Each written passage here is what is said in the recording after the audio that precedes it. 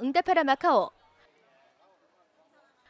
홍콩을 떠나기 전 들른 마카오는 하필 비가 와서 우산을 쓰고 다녀야 하는 번거로움에도 불구하고 오랜 세월 포르투갈의 영향력 아래에 있었던 독특한 문화를 유감없이 보여줬는데요.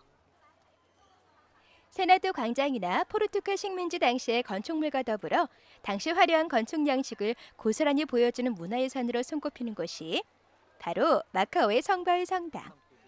1954년 설립돼 많은 선교사들을 배출했던 유서 깊은 마카오의 성바의 성당은 1835년 일어난 의문의 화재로 지금은 성당의 앞부분만 절묘하게 서 있는 상황.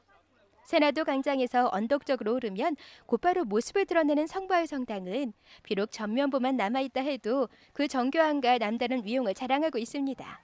또한 지하 성당이 남아 당시의 모습을 짐작케 하는데요. 아름다움이란 시대를 초월한다는 진실을 속삭이는 곳, 마카오의 성바의 성당입니다. 성바의 성당을 둘러보고 세나도 광장 쪽으로 발걸음을 옮기면 눈길만 돌려도 유럽풍 그 자체. 건물을 구경하며 걷다 보면 어느새 맛있는 냄새가 여행자를 유혹하는데요.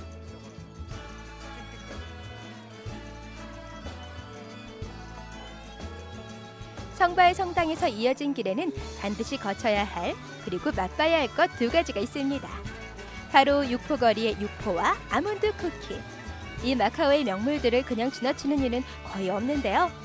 고소한 아몬드 쿠키는 조금 목이 메이니 음료가 필수.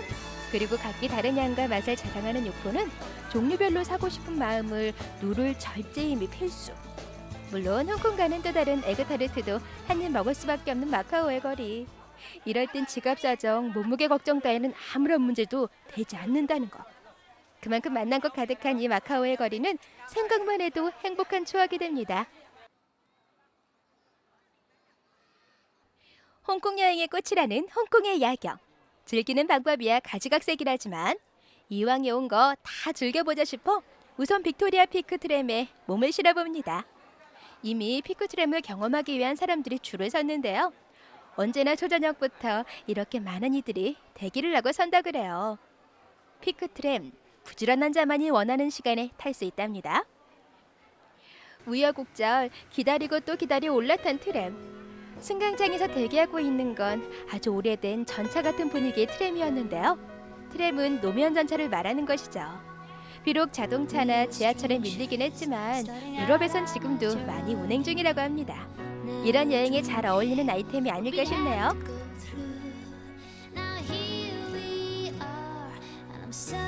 빅토리아 피크는 센트럴 섬 남쪽 타이핑산 정상. 홍콩에선 가장 높은 곳으로 홍콩과 침사추이가 한눈에 내려다 보이는 곳입니다. 굳이 야경이 아니더라도 홍콩을 만날 수 있는 또 다른 방법으로 낮 시간대 트램을 이용하는 이들도 있는데요. 이 화려한 홍콩의 야경을 한번 맛보이라면 밤을 찾게 되지 않을까요?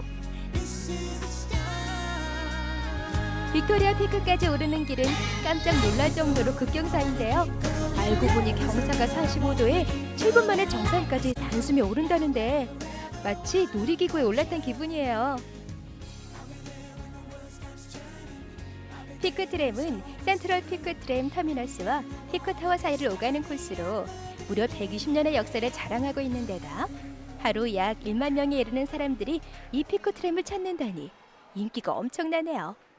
또 다른 여행자들을 태우려는 피크트램. 홍콩의 야경을 한번 감상하니 더 보고 싶은 유혹에 빠지고야 맙니다. 그래서 재빨리 달려 도착한 곳은 유람선 선착장. 스타페리에 오르면 또다시 홍콩의 야경이 펼쳐집니다. 홍콩은 해변을 따라 마천루들이 들어서 있고 이 고층 빌딩들이 저마다의 조명으로 어필하고 있어서 그 야경이 그야말로 장관. 그 옛날 아무도 찾지 않던 작은 돌섬이었다는 홍콩. 그래서 생산할 것이 아무것도 없던 이 섬이 무역의 중심이 되면서 이렇게 화려한 도시로 변했다는 것이 홍콩의 역사인데요. 쓸모없는 돌도 조각가의 손에 잡히면 훌륭한 작품이 되는 것처럼 홍콩 또한 그런 작품으로 다듬어진 게 아닐까 싶습니다.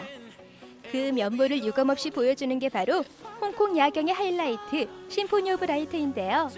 가장 오랜 역사를 자랑하는 레저쇼로 기네스북에도 등재된 심포니 오브 라이트.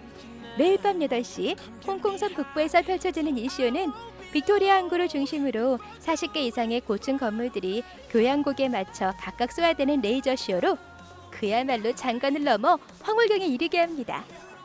이렇게 큰 유람선을 선택해서 즐기는 홍콩의 야경도 좋지만 보다 낭만적인 방법으로 작은 범선을 택해도 좋을 듯한데요. 옛날 마약상들이 타고 다녔던 범선의 빨간 도체에 달아 지금은 유람선으로 활용하고 있다 그래요. 주로 연인들이 많이들 탄다고 하는데 예약은 필수. 100만 불짜리 야경, 그리고 세계 4대 야경이라는 홍콩의 화려한 밤. 이 밤을 끝으로 홍콩 여행은 막을 내리게 되는데요. 이제 자유여행지로도 많이들 찾는 우리에겐 친숙한 여행지 홍콩. 그래서일까요? 왠지 이 밤이 홍콩에서의 끝이라는 기분은 들지 않습니다. 언젠가 훌쩍 다시 찾게 될 것만 같은 홍콩. 다음엔 또 가보지 못한 홍콩의 거리 그 어딘가를 걷고 있을 모습을 그려봅니다. 오랜 세월 영국의 식민지로서 중국 본토와는 또 다른 길을 걸어온 홍콩. 덕분에 중국이면서도 중국과는 전혀 다른 독특한 문화와 모습을 갖춘 홍콩은 짧은 역사에도 불구하고 동방의 진주, 관광 쇼핑의 천국, 이렇게 다양한 소식어를 달고 다니는 화려한 도시로 수많은 여행자들을 불러 모으고 있습니다. 발달된 도시의 면모를 확실히 보여주면서도 아름다운 자연환경도 잘 보존하고 있어서 숱한 영화의 배경으로 등장하며 세계인들에게 어필해왔습니다. 동양과 서양의 크로스오버가 빚어낸 매력적인 여행지 홍콩. 이 유혹 앞에 두 손 들지 않을 리가 있을까요? 언제라도 훌쩍 떠나고 싶은 일상의 탈출구이자 쉼표 같은 여행지 홍콩이었습니다. 다시 만나자 홍콩.